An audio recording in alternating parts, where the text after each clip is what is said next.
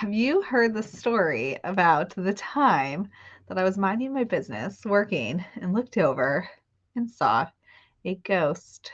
Well, you're going to hear that story today. We know that you were born magical. We know that you are intuitive, and we know that you are brimming with everyday enchantment. Here at the Sisters Enchanted, we believe in intention, we believe in intuition, and we believe in everyday magic. Welcome in to the Expedition to Soul podcast. All right, this is part 3 of our Ancestors, Past Lives, and Ghost podcast series. Oh my goodness, this has been a fun one. Now, today, when we talk about ghosts, here's what I invite you to do. Have an open mind. Also, just, I don't know, everybody believes different things.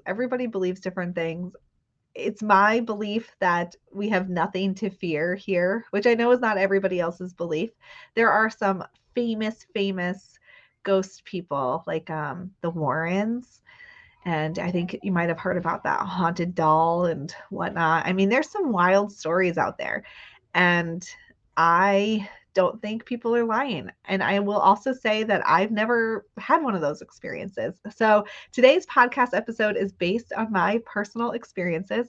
I also, I truly, I don't believe that, there's just like evil lurking around every corner. I just don't believe that. Um, so there you go. There's my disclaimer for today. Uh, believe what you will, think what you will, and just enjoy, I guess. Okay, we're going to talk about ghosts. Now, an interesting question I got to thinking about was, because the last episode was on past lives. If we have past lives, right, and then we reincarnate and come back to a new life, how are there ghosts? I don't know. These are the answers. I don't know. Maybe some of them just have not reincarnated. Maybe they chose not to. Maybe they're in life between lives. And maybe it's just like a blueprint that sticks behind. I don't know. I never thought about that till this very moment. So, not a question I'm here to answer. And I'm not really looking for an answer, actually. So, they should, I don't need an answer. It's just something that I came to mind when I sat down to do this just now. So, let's talk a little bit about like different ways that folks have communicated with ghosts or spirits. Um, One thing that you'll see is mediums. That's probably the most popular thing, right? There's TV shows, radio shows. Mediums are very popular. I am friends with some mediums. I think that mediumship and folks who are natural born mediums, or people who train and open up that skill, or people who stumble upon it, uh, are definitely a talented bunch. And I think are also misunderstood. I think when folks think of mediums, you think that they can just like ask your past loved ones any question and just know all this stuff. Like you could ask them what was the code for whatever, or where was this book hidden, or where was this in my house, and try to like test or trip up a medium. Well, mediumship doesn't work that way. Now, that's not saying that occasionally a medium might not know that information, because maybe it is forthcoming. But by and large, mediums receive messages, or they can ask questions and can interpret back the message. But if you listen to my past life episode, then you heard me say that people will interpret information based on what they are able to interpret and understand, right? So a medium who has not seen a certain symbol before, they can maybe try to describe it in the best way that they can, but if they've never been introduced to it, or they don't know what it is, it's not likely that they're just going to be able to like spit out the exact words that you're looking for. That's not how mediumship works. Again, they are receiving through the language, the visuals, the words they understand, and then they are interpreting that back for you. My friend Tracy, she is a medium, and she was describing once a story about how she was doing a reading for some women, and Tracy's a research medium, so she's been studied and verified by an independent institution as an accurate medium. And they were like really looking for a specific thing, right? Like a specific answer. And she just wasn't like getting that answer for them. So then they were leaving and she was doing this in person. I might be mixing up the story a little bit, but it was something about like a boat or a ship. And they saw a painting or like a model she had and they pointed it out. And when she saw it, that's when she was like, oh. And then she said the thing and they were like, that was what they were looking for. But the way they were asking what was coming through was not aligning with this, right? And it took that random, probably wasn't random at all, but that interaction of them pointing out this photo or the picture, whatever it was, and then her saying, ah, there it is, and then saying the word that made the connection. So that is mediumship is not an exact like accurate thing. It is really not even about accuracy. It's about messages coming through.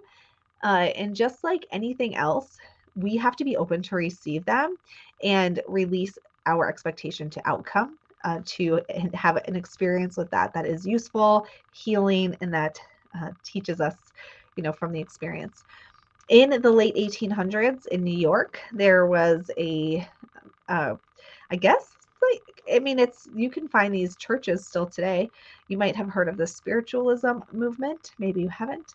But the idea with that movement was it was popular in the late 1800s, early 1900s. And the idea was that the folks could, again, be mediums, channel, speak to spirit, folks who've come before, with the idea that those people who had passed, their energies were continuously evolving and could connect basically to God or speak to the higher power, and that we could speak to them and get messages from the higher power. And so the spiritualist movement, spiritualism as a religion, was really popular in wealthier communities, in European wealthy communities in, again, the late 1800s, early 1900s, and sort of fizzled out as folks, you could see, I think, easily how people could misconstrue somebody who's a medium or a false medium, somebody who's really just taking advantage of people. And so that didn't gain a very strong hold, long lasting, but there still are spiritualist churches in the US today. So if that's something you're interested in, give it a Google. You'll probably find one. They still exist. And that is another way that we see this living and the dead coming together. Let me tell you about my experiences with ghosties, and some stories and different ways that my connection with those who've passed has grown over the years, and what I do to invite to invite those circumstances, or to just not invite those circumstances. One of the things, okay, let me tell you the story about the first time that I knew for damn sure that I was looking at a ghost or a spirit, whatever you want to call it, the first time I knew for sure.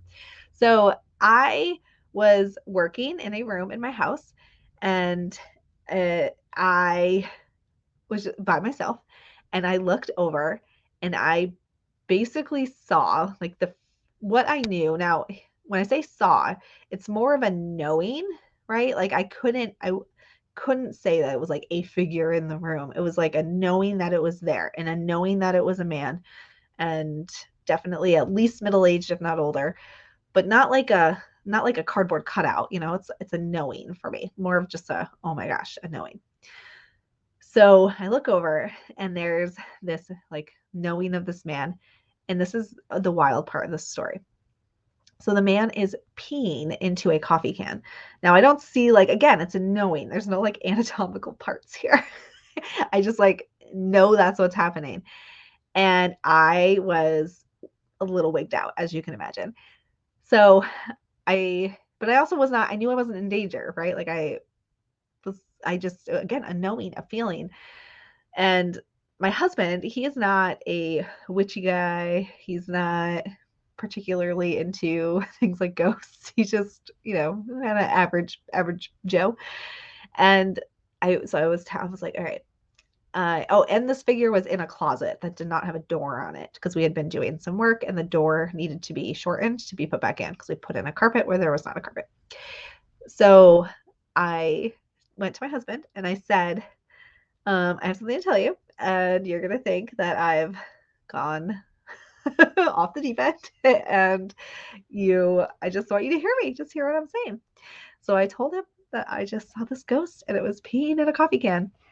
Now, something you all might, some background before I tell you the end of this story, and you're going to probably guess the end through this.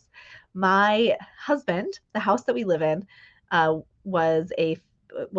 it's been in his family, and we're now the owners of this house. But my husband used to work on this house with his grandfather when he was young adult, and they did some work on it. And his grandfather passed away very suddenly when we were first dating, and I never met him. And they were very close though.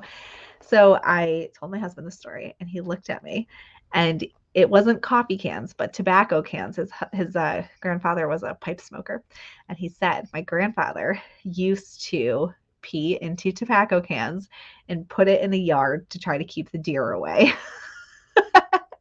And I was like, oh my gosh, that tracks. I think that's who it was.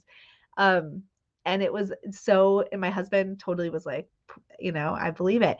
And the room that I was working in used to be a garage that we had turned into a room. So it used to be the garage, and it would stand to reason that he would do that kind of activity in the garage. So anywho, that was my first knowing. From then on, and I will say that to this day, his name is Corky, and he, I think, still is amongst our house, causing chaos from time to time. When folks house sit are here, they'll report how things were in one place and then they were in another place. Just the other day, we have an electronic door lock, and we can track how the door gets opened. And I went to unlock the door for someone coming over, and the door was already unlocked. And so I asked my husband, did you unlock that door? Because I know the kids didn't. It was early in the day. And he said no. So he opened up the thing, and it marks as a manual unlock inside the house 10 minutes before I went to unlock it. And we were like, no one unlocked that door. And it's also loud because it's electronic. So if it gets unlocked electronically, it makes a really loud noise. And you can hear it because my house is small and you can hear it across the house. So just things like that happen here frequently. So we're pretty sure that Corky is here with us, amongst us, and hanging out. So hello, Corky, if you're listening to this. Hopefully you don't muck up anything on my podcast today in jest. Apparently he was a fun-loving guy. Anyway, that was my first experience. So from then, this happened more frequently, where I would be in a situation where maybe other people were kind of getting an energy from a place or a house, and I would just kind of breathe and invite in, say, well, is there someone here? And again, for me, it's really it's almost like my mind is seeing it. It's a clear knowing, like looking at, in one house I was in, everybody was like, this house is haunted. And I just looked in the doorway and I'm like, oh yes, there's a little girl here. She's in the doorway. And it's just a clear knowing for me, a clear knowing. Now, in those situations where I have this knowing of a presence, I don't receive messages. It's just a knowing of a presence. I'm not getting messages. So recently I was ghost hunting at the Lizzie Borden house. If you've not heard that story, it's a tale in Massachusetts. It's not a tale, it's a real life thing that happened. And these daughters lived with their dad and stepmother, and they were both murdered, the dad and stepmother. And there's a lot around it, but one of the people in question, and really the most likely person who would have murdered them, would have been their daughter Lizzie. But there's a lot of other things that don't make sense about that either. And so it was an unsolved case. She did go to trial and was acquitted, and it was unsolved. But the house that it happened in, you can go and stay in it. And I've actually stayed in it twice. Once when it was a bed and breakfast, and now it is owned by a ghost hunting company, and they definitely make it a really kitschy ghost hunting experience. They make a vibe out of it, and they hand out all these tools, and the person who's there at night, like really, she'll like try to stir up like negative ghosts.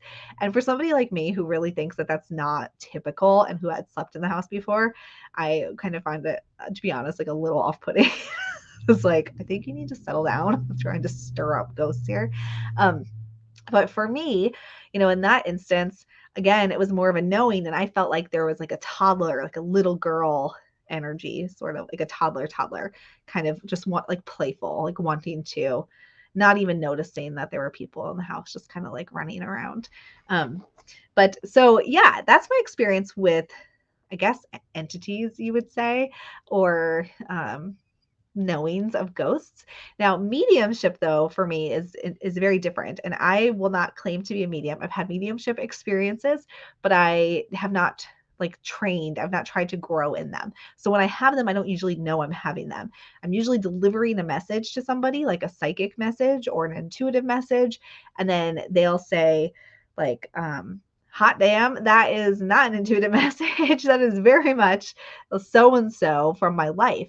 And typically for me, it's I'm giving, I'll see something and I'll tell them. So in some cases, the most, a couple of months back or so, maybe like close to a year ago now. I don't do a lot of readings anymore, or like any for that matter, but I was doing one for somebody in a program that we have, and I was giving a past life reading actually. And I said, well, I see you like doing glass blowing over a fire in this barn.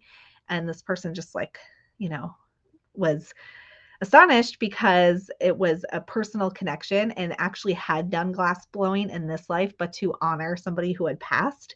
And so I see through like connections like that. Or in one case, I saw like yellow, and I was like, it's like running yellow, running, moving fast. I think it's running sneakers, yellow, moving fast. It's going really fast. And then somebody in the room their father had a yellow Barracuda, and was like, and then I pulled out initials, and it was their father's initials.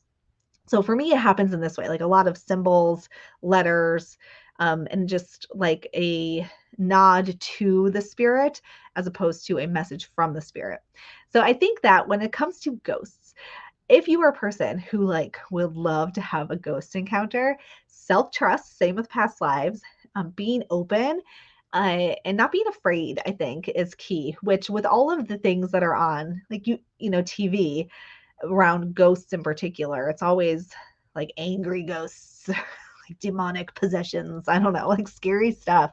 I never watch that stuff ever. And if you want to open yourself to like an energy, I would recommend not doing it. Like I wouldn't do that, because you'll just be afraid. And if you're afraid, you're not going to open yourself up to it.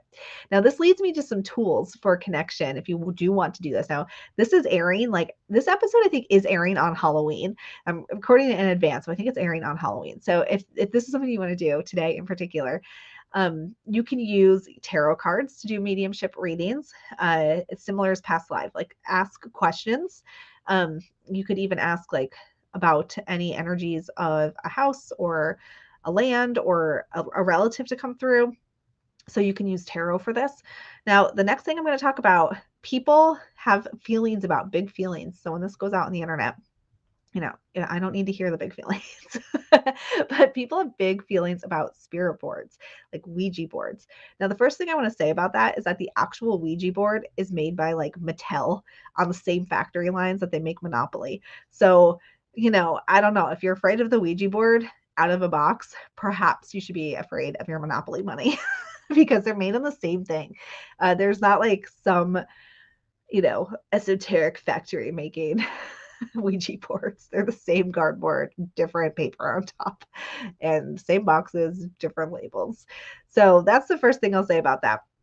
The second thing I will say is that anything only has the power you give it. So if you pick up a book, like even the Bible, right? It is a book until you have a connection to it, a belief in it. You've given it power. You trust in the stories of it. You trust that it's a connection to your higher power. That is not different than anything else, any other tool. It's your like connection, your belief. So for me, when I am actively trying to say, is there somebody here who wants to be like acknowledge or come through and say hi to somebody, I will use a spirit board, but I will use it to find a name or initials, like yes, no questions. And I'll use a pendulum for it. And I will sort of move it around and like, again, feeling my energy, the connection, my pendulum to get the initials. So I do use one of those tools. And actually, often I don't even use a spirit board. I'll just write the alphabet out and just do it that way. So if you really are like, I don't know, I've heard some things, I have some feelings, you can just write out the alphabet or use like ABC cards and you have the same sort of thing, which is again what makes me so wild about these beliefs around things like spirit boards, because it's just the ABCs and, there you go. So you can do something like that. So tarot, just your own intuitive skills, your like a spirit board, or just writing out letters, for example. And again, though, I think it comes back to self-trust. Now, how does this tie in? And the veil is thinning. It is this liminal time, and it said it's easier to connect to spirit right now. And I think that, for you, maybe you just want to connect to a loved one, or maybe you don't. Maybe you want to just see, is there any energy in this house or this place where I am? Anything that wants to just be acknowledged on this day, this time of liminality, the time when the veil is thinner. And you can certainly do this here. But I think that sometimes in our own experiences here on earth, we are afraid to move forward, or we might have hidden fears that we don't know that we have.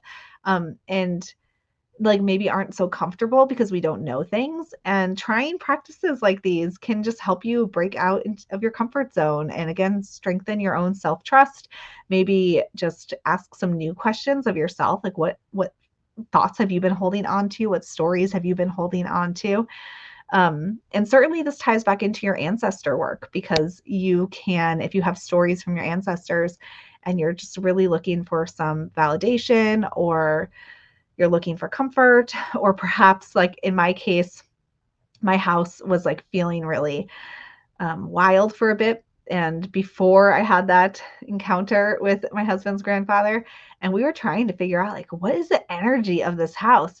And I think it was just acknowledgement. As soon as I acknowledged it, the house felt lighter again. So, whatever it is, maybe it's just curiosity. Maybe you just want to listen. Maybe you love to hear ghost stories. However that is for you, definitely something to think about. So today's a great day for that. We all feel a little bit more wild and free and ghost hunter-ish on Halloween, I think. So go on with your bad self. Again, I think that everything is intention, what we bring to a situation. And I definitely would not watch those scary ghost shows if you already have fears. If you already feel a little reserved about the topic. So in this episode, I talked to you some about my experience with ghosts and messages, how it happens for me. I shared ghost stories and why you might want to explore this for yourself. And I think doing all this work, like intuitive work, ancestor work, past lives, connecting with a spirit or something outside of yourself, is also all a great exercise in self-trust. Every single bit of it, I think, will grow your self-trust in wild ways. And so many of us, we yearn to do things in our lives and we don't do them because we don't trust ourselves. And this is a great way to practice doing that. Okay, if you have not, grabbed your witch gifts for this season, or the fall edition of our Stay Magic magazine, grab those resources, because they are going to retire soon, and we'll have our winter Stay Magic coming out in just a couple of weeks. But happy Halloween, everyone. Samhain blessings. This is the second of our harvest festivals, and I hope you enjoy it. And until next time, I hope that you have an enchanted rest of your day ahead. If you liked this episode of the Expedition to Soul podcast, please rate, review, subscribe. If you're listening on Apple Podcasts, it will really help us spread everyday magic, intention, and intuition to the masses, and helps us so much as a small business. Be sure to hit that subscribe button on your favorite podcasting platform so you never miss an episode. If there's any topics you'd want to hear, anything you want us to dive deeper into, shoot us an email at magic@thesistersenchanted.com. And as always, thank you so much for listening and being part of the community here at the Sisters Enchanted. And we'll see you in the next episode.